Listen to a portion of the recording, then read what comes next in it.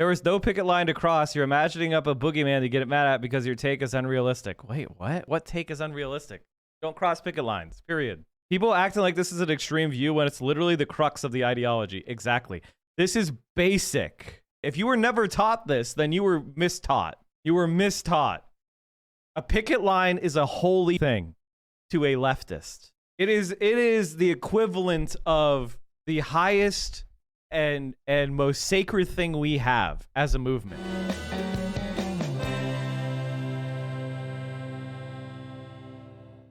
Spicy Freak says right-wing workers aren't our enemy, though. Their interests are on our side. So you have officially become theory poisoned.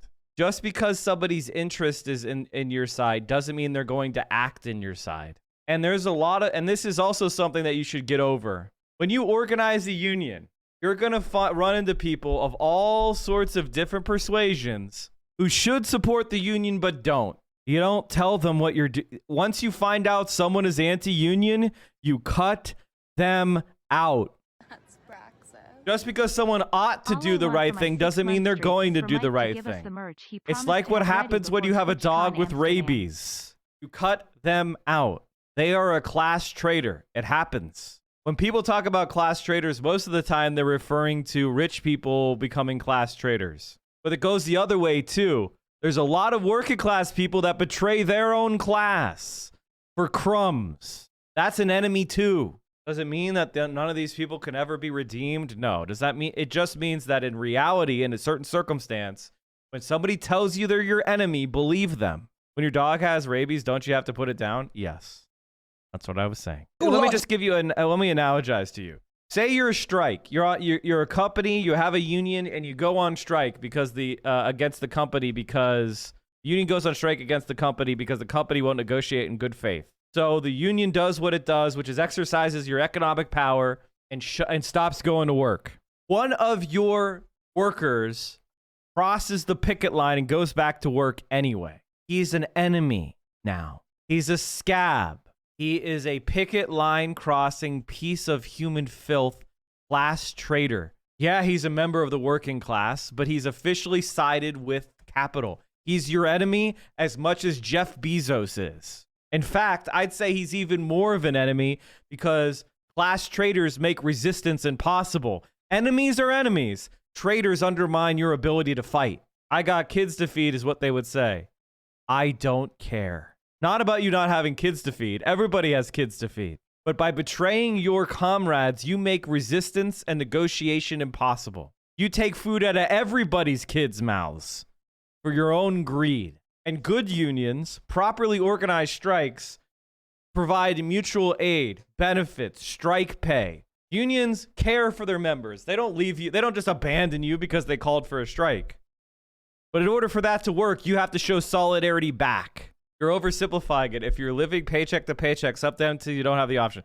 If you are in a union and the union calls the strike and you cross the picket line, you're a fucking traitor. You're a class enemy for life. If that feels heavy, it ought to feel heavy because that's reality. Now, if you have situations that require you to get assistance from your fellow workers or you have insurance, there's circumstances where the union will permit a specific member to go back to work because, say, they have health insurance that's covering their wife's chemo or something, and everybody agrees that it's fine for you to go back to work. Or, you know, they provide assistance. But if you just on your own go, I got problems, fuck you, you're an enemy. And if this shocks your individualist ethos, you're a piece of shit. And this is not a negotiable thing. This is not, well, Mike is just being extreme. No, this is how it is. This is how union workers worldwide will see you forever. Your name will get marked down. You will be despised in your profession for the rest of your fucking life. People will not forget that when you guys went on strike, you crossed the picket line. But I had stuff. I'm working paycheck to paycheck. That's what the strike was there for. So you didn't have to work paycheck to paycheck. So you got benefits. So you got a salary increase so that you weren't as exploited. But Mike, I have reasons to be a traitor. Every traitor has a reason to be a traitor. Everybody always has a reason to do the wrong thing. So this is, you know, many times you probably have floated through life in this kind of like aura of just like kind of doing what's good for yourself and you've never had to sacrifice for another person, that ends now. If you want to be on the left, it means sacrifice for other people. And at the end, you'll gain even bigger benefit for yourself and for your posterity and for other people in the same position as you. But that means fighting. They don't just give it to you. I mean, if we're arguing from a realistic perspective, which is what you're doing here, if a strike effort does not offer strike pay, like the one ours floated did not, it's not realistic to expect people to live on the street because of solidarity. I could come up with some sort of really shitty scenario, but if you cross the picket line, you're a fucking scab. Go get a job somewhere else. See how I can come up with all sorts of bullshit things that I can say so that, you still can't cross the picket line. Saving others is how you save yourself. Fight for yourself only and you lose. Of course. Step by situation is real and don't go get a job as another shitlib take. If you cross a picket line, you're below a shitlib. Shitlibs won't cross a picket line. You are below a shitlib. You are a class traitor. If you cross the picket line and you regret it, good. I mean, did you cross a picket line? I will ban you. Like, if you crossed a picket line to work as a replacement worker, you're not welcome here. So you can give me all your excuses. You're gone. I'll never forgive you. You're not welcome. You understand? If it means you leave, fucking leave. We literally don't want you here. Ever. Just say it. Just say, yes, I crossed a picket line, but I had all these good reasons. And then you'll see the ban pop up and it won't come down. Jesus. Do unions provide things like free legal advice and financial literacy for their members? If they don't, they should. Yes. Unions do provide all sorts of services. Do all unions provide all things? No. But that's typically part of it. People acting like this is an extreme view when it's literally the crux of the ideology. Exactly. This is basic. This is basic shit. If you were never taught this, then you were mistaught. You were mistaught. A picket line is a holy fucking thing to a leftist. It is the equivalent of the highest and most sacred thing we have as a movement. I crossed a picket line, but it was to attack a scab worker. Am I still welcome? That's not crossing a picket line. Crossing a picket line doesn't mean just physically crossing the line. We mean you go to work as a replacement worker. That means you are a fucking scab and you're the lowest form of life on earth. Chatters be like, Mike, solidarity is important, but what if I invent some scenario? There's nothing you can say where I'm going to say you could cross the picket line. That's praxis. There's literally no scenario you can invent. Because if there's a scenario that's really is bad enough, your workers can authorize you to go back to work in solidarity. It's not like they can't do that. They could go, wow, okay, you need your wife's cancer treatment and we can't support you with the strike fund. Okay, you could go back to work. Because if you're the only guy that goes back to work, your system's probably still shut down. But you self-deciding to go back to work is never okay. For crossing to destroy the inner workings of the company, that's called sabotage. Sabotage is illegal for me to advocate for because it's a crime. And I can't advocate crimes on Twitch. But industrial sabotage as a idea is something that's part of militant labor action and happens all the time. And that would not be an example of crossing a picket line because you're not working. What is let me explain what I mean by this because we're taking really long and I feel like I must be fucking up. Crossing the picket line means you go back to work to provide economic benefits to your employer based on your previously agreed upon contract or some special benefit contract for replacement workers. It's not going inside to sabotage the company. It's not fucking over the company.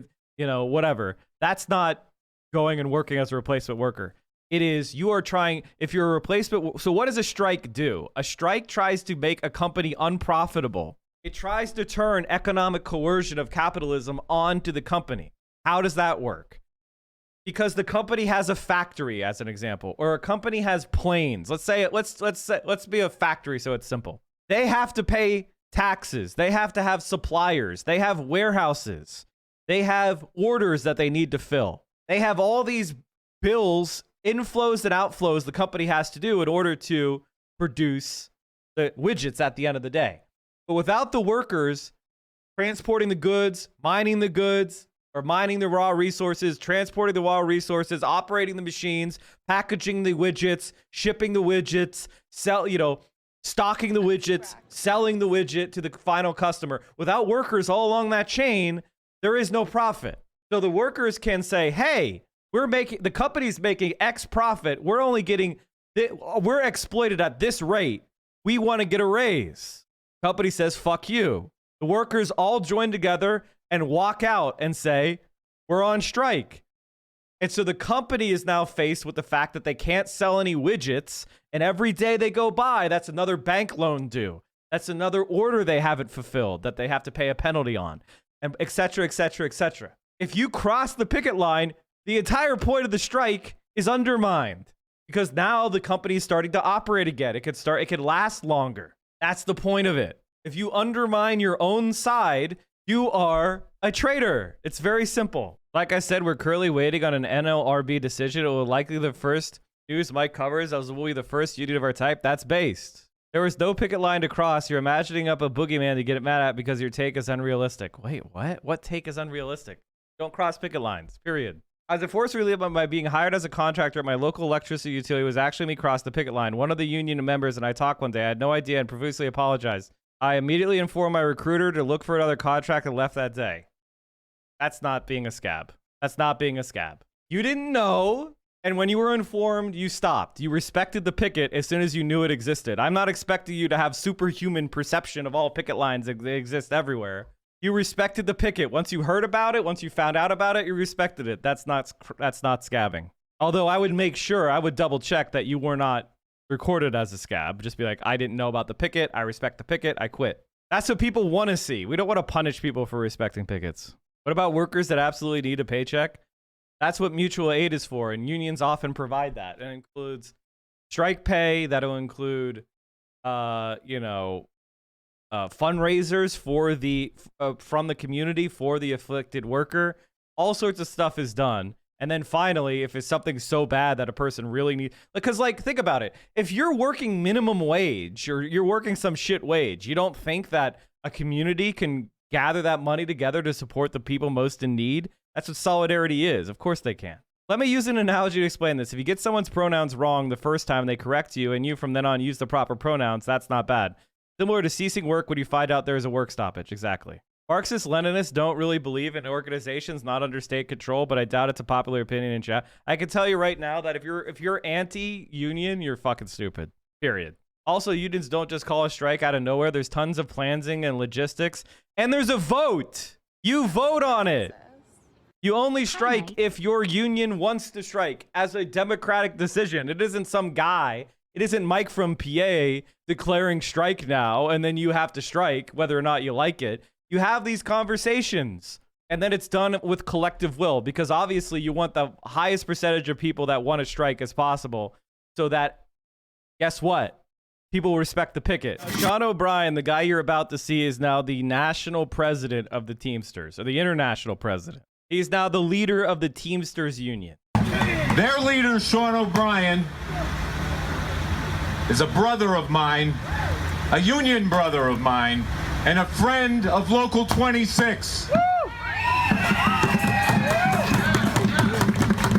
When it comes to striking and when it comes to solidarity for strikers, there's no stronger ally to have than Teamsters Local 25.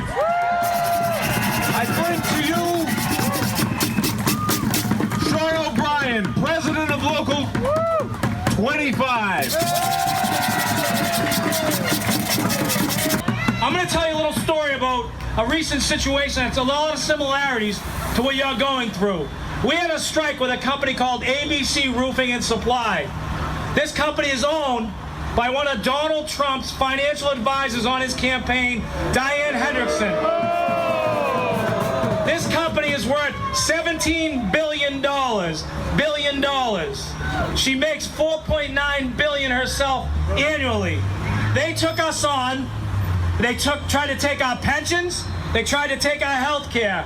The final night of negotiations, when we decided to pull the trigger, their arrogant white-collar crime lawyer across the table says, don't worry about, we're not afraid of 11,500 members of Teamsters Local 25 or 1.4 million members of the International Brotherhood of Teamsters. Our owner has more money than Oprah Winfrey, and we will take you on and we will break you.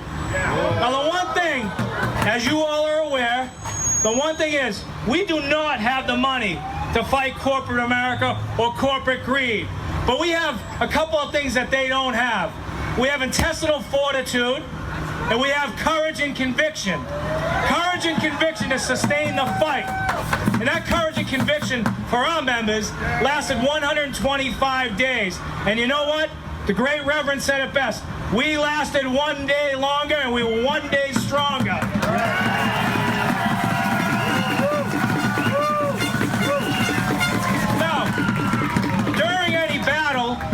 There's always a casualty or two. When we were on strike, midway through our strike, one of our brother members didn't feel good about himself, was having tough times at home, was not certain of his future, and he took his life.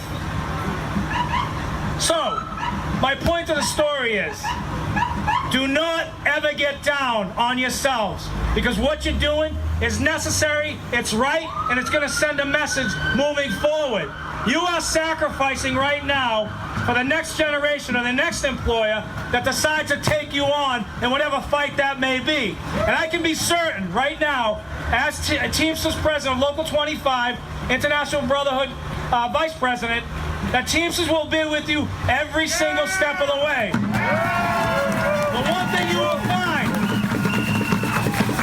think about it, Teamsters Local 25 controls parcel delivery, not happening. Teamsters Local 25 delivers beverages, not happening. Teamsters do not cross picket lines. And if someone decides to cross the picket line, guess what? They're no longer a Teamster. But one other thing, we recognize what it costs to run a strike and to run an operation like this. Boots on the ground. We have sweat equity. That's what you're for. But you know what? I'm going to challenge every single union leader in the Boston area, in Massachusetts, because you know what? You may not be in this fight today. You may be in this fight tomorrow. And you may need to be 1,000 deep, not on Harvard, but maybe in Bolton, Mass, or downtown Boston, taking on another white-collar crime syndicate. Listen, I challenge every single union leader, because today, I'm pleased to announce to Brian and his executive board, but more importantly to you, Teamsters Local 25 is donating $10,000 today to your strike. And I challenge every other local union to do the same. Now, in closing, I want to send a message to Harvard. I want to make certain they know that they get you got the backing of 1.4 million members in the country. But more importantly, I want them to know that when you take on Unite Here, you take on the Teamsters or any other union, buckle your chin strap, put your helmet on. It's a full contact sport. Thank you very much.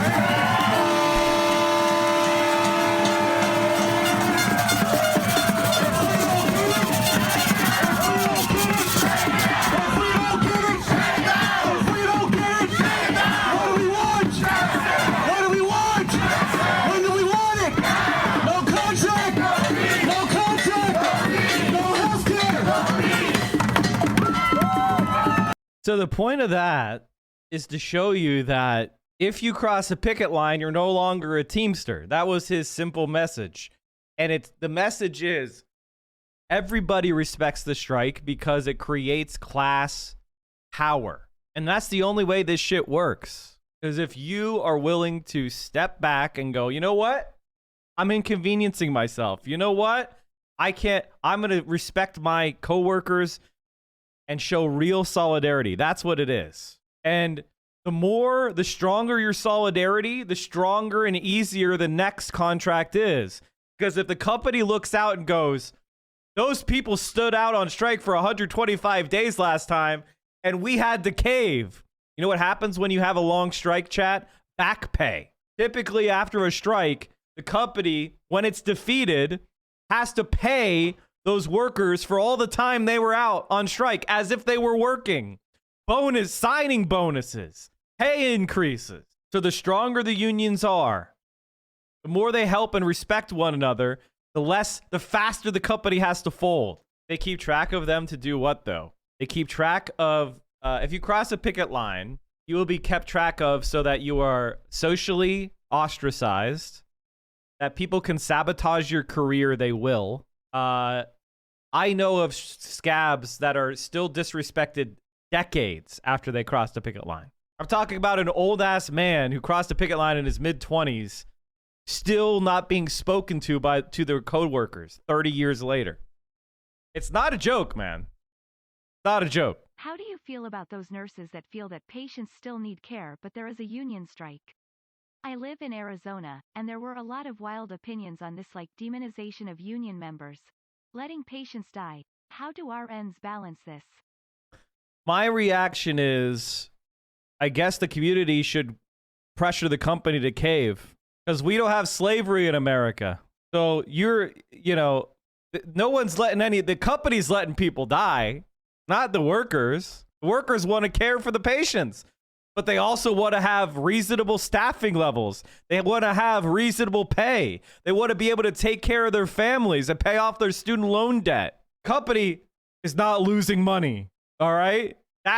If the company is losing money and going bankrupt, that's a different situation. Employee of a nurses union. The union normally allocates a minimum number of nurses in the most volatile departments so the patients don't die. It's that simple. I can tell you right now, hospitals are putting patients at risk. So if you cross a picket line, you get the silent treatment. Is there anything concrete that can be done to essentially force union members not to cross the line? It's not just the silent treatment. I'm talking about, I'll give you an example. I know of somebody who was a proud union member, and they went to work for a company, and they were in charge of recruiting for that company. And every time they got a resume, they would take that person's name and they would run them through the professional scab lists that they were aware of. And when they saw someone was a scab, they shredded their fucking resume. That is the type of stuff we're talking about. It will hang over you. It will be with you. You will be despised. If that's the life you want to lead, then you're obviously not a leftist. I don't know what to tell you. I work at a fabrication company, work at the shop floor. We called a meeting that threatened you guys, and our demands were met right away. We had no detractors, which allowed our demands to be taken seriously and unchallenged. Should unionize anyway, though. In a world where unions are small number and weak, being blacklisted by unions doesn't mean much, does it? I guess it all depends upon solidarity, right? So if you're not willing to show solidarity, solidarity won't be shown with you. That's just the way it goes, folks. That's just the way it goes. If you don't show it, it won't be shown to you. If you want to win a better life, then you've got to help others win a better life. If you're not willing to fight for someone else, they're not going to be willing to fight for you. And I could tell you that there's nothing more euphoric than when you do fight together with someone, when you do lock arms with a comrade, and when you win. Don't you want to be on the side of the picket line when the company caves and you get your contract and you get your bonus? Don't you want to lock arms with people of all different races and ethnicities and backgrounds and cheer in the union hall as you achieve your fucking victory? Doesn't that sound a hell of a lot better than I put my tail between my legs because I had to take care of mine? I had to accept the bad contract because I didn't want to go out in the picket line. Only you. Listen, I can't make everybody brave. I can just shame the coward. I canvassed against my landlord for charging a ton for AC, and just the posters and threats were enough for him to stop from charging us. Solidarity, baby. And if you find yourself in this kind of like contrarian mentality, I can tell you that if you're a scab, you're ontologically evil, and I don't think there's anything that could be done to you that is wrong. So you could just bring all the reasons up that someone's a scab, and I will just hate them more. I don't know. What do you want from me? You're never going to convince me not to. What if you have kids and you feel like you can't? Well, the first thing you should do, if you're in a union that has decided to strike, this is really far down the line, right? That's Praxis. You need to go to your comrades and you need to ask for them to help. That's the first thing. You need to be open with your comrades right off the bat. Here's what I need. They'll help you find another job. They will give you money directly. Oftentimes, they will give you you will get support directly from the union. As part of the union, part of that is protecting you when one of the members has a serious situation happen. Something I just experienced. My smaller apartment building has a group chat where everyone unites on rent, maintenance, security, etc. Really helped. See, I think for a lot of you, I come from the Northeast. Labor culture of the Northeast. In the Northeast, which is the highest unionization area in the country, people get their heads smashed. Buildings get burned down. You know, like this is, we are on a different level of class struggle than you are in South Carolina. All right. So you could be like, what about this? What about this? What about this? And I don't give a shit. Now, does that mean we should abandon our union members? That's not solidarity. Somebody has a serious problem. We're human beings. We care for one another. Obviously, that should be addressed. But if you're like, I just need to cross the picket line. Oh yeah, we're gonna break your knees. Are you watching the stream unsubbed? You're making income inequality worse. You are doing anti-praxis. We are the only Twitch stream that will not accept scam advertisers, and I will never fuck you over by selling you crap.